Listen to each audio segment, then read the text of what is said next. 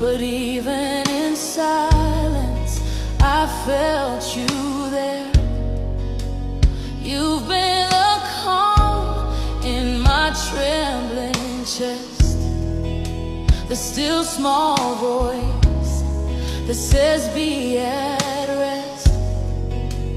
I've seen your hand when the door was closed.